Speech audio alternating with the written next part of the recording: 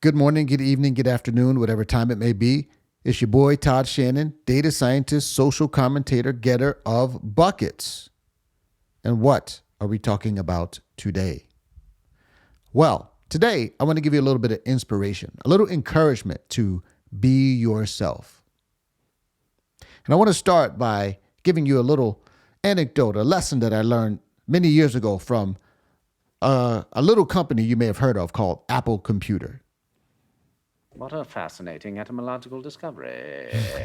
Apple Computer.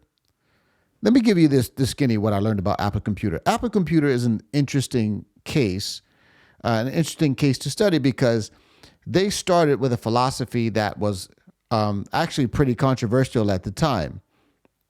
And since they actually stuck with it, it's obviously proven to be successful because Apple Computer is, I don't know if you know this, but the most valuable company in the history of the world. They are the most, as far as market valuation, market capitalization, they're the biggest company in the world, and they have been for at least, I don't know, somewhere closing in on maybe a decade. So they're kind of a big deal. But at the beginning, they were not so.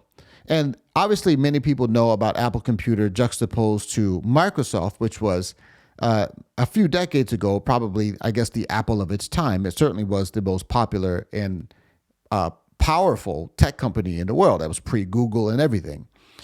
But Apple Computer had a very different philosophy than Microsoft Computer. And the difference was that Microsoft was a software company, right? But they didn't make their own hardware. And Apple had this philosophy where they said, well, we think companies that are serious about their software should make their own hardware.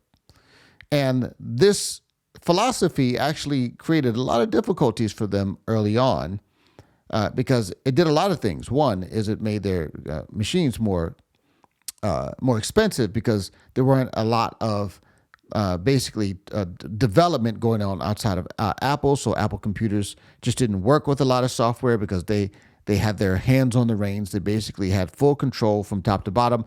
And if you didn't play nice with Apple's system, then you just couldn't be a part of what they were doing. Now, it obviously created a very very important niche amongst creators, and they still hold that top spot and influence amongst creators. But at the time, Apple was fledgling, but they stuck with their philosophy. And the interesting thing about Apple's philosophy is that essentially what they did was they forced you to choose. While many other computer manufacturers and maybe software makers essentially said, we're going to be mostly like all the other companies with some superficial differences, Apple decided they would do the opposite of that. And they would say they would be mostly unlike other companies with some superficial similarities. And because they had that philosophy, they basically forced you to choose platforms. The thing about Apple was that once you chose a Mac, you had to decide to use all their software. You had to forfeit everything you had on the PC side of things. Much of the software that you bought for the PC would not work on a Mac. And so it was a real hardcore choice. You had to choose. And how'd that work out for him? Well, I'd say it worked out pretty good. I'd say it worked out pretty good because Apple is the 900-pound gorilla in the tech space and everyone else is playing catch up. But the thing that I want to emphasize about that is that it wasn't always like that. Apple was actually fledgling for a little while. And if it wasn't for, ironically, a kind of a hand up from Microsoft, an infusion of cash, Apple might have went belly up. And finally, when they got the iPhone off the ground, it was game over because the iPhone was it just smashed everything in its sight. It was just a behemoth, and anything that was in its way just got destroyed. And then they basically parlayed the iPhone technology into the iPad and so forth and so on. The rest is history, as they say. Well, what does that have to do with you being yourself? See, there's a phenomenon that I have noticed amongst Christians in general and amongst people more broadly, where what we try to do is we try to be everything to everyone, right? Just like most of the manufacturers back in Apple's day, people decided that most people want to decide that they want to be mostly like everyone else with superficial differences, right? kind of just want to blend in. You don't want to be the standout. You don't want to be the one rocking the boat or causing any trouble or anything like that.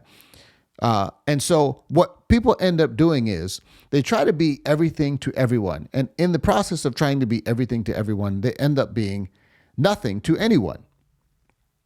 I can think of even back in the day where I used to be in a former life. I still do it every once in a while. But in the former life, I was a Christian rapper, right? And I was proud to call myself a Christian rapper. And there was a big to do. There was this big kerfuffle in the Christian rap community about whether or not we should really be calling ourselves Christian rappers. Should we be Christian rappers, or should we just be rappers who are Christian? Or should we do Christian music, or should we do music just from a Christian perspective and just lose all the labels and just be mostly like everyone else?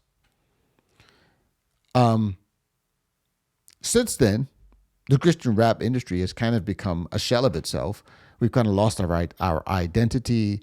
To me, for me personally, I've become completely disenfranchised by most of the stuff that I hear. It's not made for me. The music is not made for someone with a Christ-centered perspective. And so because they try to be everything to everyone, they end up losing their core audience. People like me, just a regular old Christian. I want to hear Christ-centered content in the music that I listen to. It's not enough for it to be just good art. And so they lost me. And this is sad and typical of what we do. What we need is that Apple energy. We need that we're going to force you to choose energy. We need that we're going to be who we are, and if you don't like it, you can kick rocks. We're not trying to split the baby. This is what we became. This is what happened. We became skilled at splitting the baby, or so we thought, right? See, here's what happens when you split the baby. The baby dies. Okay? When you split the baby dies. Because why? What? You're trying to divide something that should not be divided. There are some things that you just need to choose. You need to go one way or the other. It is what it is. And it's like the Bible says, a double-minded man is unstable in all his ways. Little known fact, the word anxiety, which is Jesus says, be anxious for nothing. Don't worry about things. The word anxiety literally means a tearing of the mind. It implies a double-mindedness. It implies a kind of unrest about which direction you're going to choose. I say all that to say, we need to embrace this principle. And I've got a little clip I want to show you of some young people out in, I want to say, I think it's New York City. Yes, New York City. That's kind of a big deal that we get that city right. New York City, not a little small town, would you say? Now, here's the thing. These gentlemen, I was watching this. I was basically watching this talk from these gentlemen who started this, basically not started, but kind of rehabilitated this young Republicans group in New York City. Now, New York City is a Democrat stronghold, right? The idea that Republicans and conservatives could make inroads in a Democrat stronghold like New York City is kind of that's kind of a dicey claim, right? But I want you to listen to this gentleman. I want you to listen to what he says and how he describes their resurgence in a place like New York City, which is essentially a black hole for conservative ideology. Absolutely. Well, like you mentioned, the club is a storied institution. We are the oldest young Republican club in the country. Frankly, probably the oldest Republican club in the country. The current iteration of the club was founded in 1911, but it goes back all the way to 1856 with the founding of the party and the nomination of Abraham Lincoln as the Republican Party candidate in the 1860 election. So it has a very long, storied history, a lot of famous members over the years. It's been a political force in New York City and New York State for over a century. But that wasn't always the case. It's ebbed and flowed in terms of its activity, in terms of its successes, in terms of its stature. When I took over the club in April of 2019, it was kind of on its last leg. There was only a few dozen members. There was very little money in the bank account. The events were, few and far between, sparsely attended. It was really kind of an organization on its last leg, and really only had this sort of legacy to hang on. But beyond that, it was sort of failing, and it really had also devolved into very much a rhino club, very liberal and moderate in terms of its ideological leanings. When we took over the club in April of 2019, we completely professionalized it. We completely changed its direction. We certainly moved it towards MAGA, America First, pro-Trump, against the advice and counsel of many of its former members. And what we saw over the past few years is that we created a network. We created a parallel structure here in New York. We created some place where conservatives and populists could come together, could meet other like-minded people, could hear great speeches from conservative thinkers and commentators from across the country. They can get active and engaged with political campaigns, and they could also just have fun at socials. We built it as a holistic organization. Many people said just do one thing or the other. Just do campaigns, don't do socials, or just do socials, don't do campaigns. Just have speakers, don't do anything else. We're building a fully fledged institution, and because of that, we rose from a few dozen members in 2019. Now we have over 1,200 dues-paying members. We have a clubhouse, our own headquarters here in Manhattan. We're the only club, young Republican club in the country to have their own physical space. Our gala is attended by over 500-600 people. I know you've been a guest at many of them, and this year we're going to be at Cipriani Wall Street, which is the largest and most exclusive event venue in the city of New York. And all right, so I'll let him, maybe I might circle back to this video, but I want you to notice something about what he's described. I'll let him talk for a bit. And he effectively is describing something that I think we could all learn from.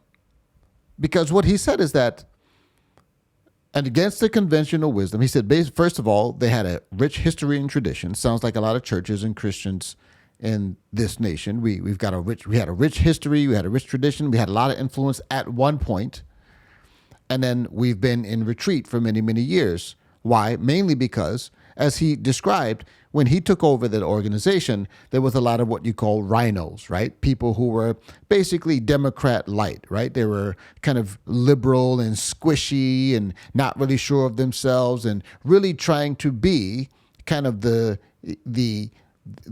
thing that most people hate, right? And he came in and they came out swinging, and they said, you know what? We're going to be who we are. We're going to do the things that most people advise against. They'd be like, how are you going to be like super MAGA conservative, blah, blah, blah, in the heart of darkness in New York City, which is basically a black hole for conservative thought. And they said, nope, that's what we're going to do. And as a result, they increased their numbers some, I don't know, 10, 20, 100, 50x. I don't know. He said they went from a few dozen members to 1,200. How is this possible? I'll tell you how it's possible. Because people respect it when you say what you want, when you say who you are, and you're not ashamed of it. This splitting the baby nonsense has to go. And basically, Christians more specifically, and maybe even Christian conservatives more broadly, we have spent so much time over the years trying to prove that we're not bigoted, trying to prove white evangelicals, trying to prove they're not racist, just more conservative people trying to prove we don't hate the gays, trying to prove we're not discriminated against the LGBTQ. We want to be accommodating, and we want to try to appease and not step on the toes of people who hate our principles, and more specifically, who hate our God. And what has it landed us? Where has it landed us? In perpetual retreat. You can say what you want to say, but this is why people like Donald Trump. Yeah, I said it. Donald John Trump. This is why people like him. You know why people like him? You know why people respect him? Because he is who he is, and he doesn't apologize. Donald Trump's like, I'm taking on all comers. Everybody can get it. Everybody can get it. No one is exempt. People respect that. As a result, Donald Trump is polarizing. People either love him or they hate him. But they don't ignore him. They respect who he is. They respect what he can do. They respect. The Democrats certainly respect the damage that he can create for them, because that's why they spend so much time trying to get him disqualified from the presidency. You know what I found really interesting? Something that he said. He said, much to the against the advice of the people who maintain the status quo, people who were, those squishes, those rhinos. They say, oh, you shouldn't do this type of event. You should do this. You should do that. They said, no, we're not doing that. You know who also did that? Apple Computer. You know what they did? The Apple Store, by the way, is an interesting. People, you might take it for granted if you live in a city where there's an Apple Store. You go to an Apple Store and it's like, oh, this is cool. Apple stores have been around, for a long time. But Apple stores, the Apple Store was actually quite an innovation at the time when they decided to implement it. Why? Because what most people did was they had these little retail spaces and they had these salespeople in there. And the salespeople would be on commission and they would be pushing products on you. And Apple said, we're not going to do that. Apple, I don't know if you know this, but there's very few places where you can go in and buy Apple products that's not in an Apple store. There's Best Buy. There's a little place here in Nebraska where I live called Nebraska Furniture Mart.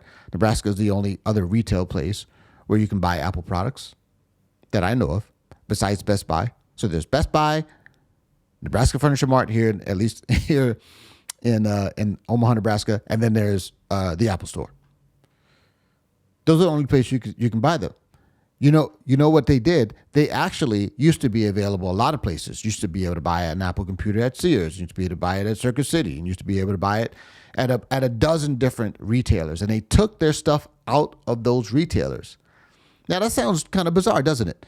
Why would you, if you want to sell as much product as possible, why would you reduce the footprint of where your products are available? You know why? Because they were more concerned with how their products were being presented, making sure that they were being presented in the right light, and making sure that people didn't mistake some silly little PC for just another kind of a Mac. It's like a different kind of a Mac. It's like, no, the Mac is not a PC. At least that was their marketing campaign. They did a lot of things that were not conventional. They did a lot of things that no one said would work. And the Apple Store is one of the things that they said wouldn't work. And do you know that somewhere around 2017, the Apple Store had the highest gross sales per square foot of any retail space in the world? So if you take the retail space and then an amount of revenue generated per square foot of retail space, there was basically, I want to, let me roll that back. I think there was maybe Tiffany's where they sold, diamonds. I think maybe they had a comparable, number of sales per square foot. But the point I'm making is this. We have to stop with the nonsense of trying to be everything to everyone. And I might do a follow-up to this because there's a lot to this. There's a lot to this concept. Where Jesus said, a double-minded man is unstable in all his ways. And also that no man can serve two masters. You end up hating one and loving the other. That means that when you try to pursue two different necessarily divergent tracks, you end up doing yourself harm, and you're going to have to, at some point, you just got to pick something and go with it. And what I find is that I see it in the pastorates. I see it in all of these different places. I see a lot of things where people are basically compromising because they're trying to be everything to everyone. I was going to try to pull this up here. Let me see if I can find it here. My brother goes to a church called Cornerstone Church in Leesburg, Virginia. And my brother's church, here, I'll bring it up here, Cornerstone Chapel. Let me see if I can get some information here. It's a big church. I think they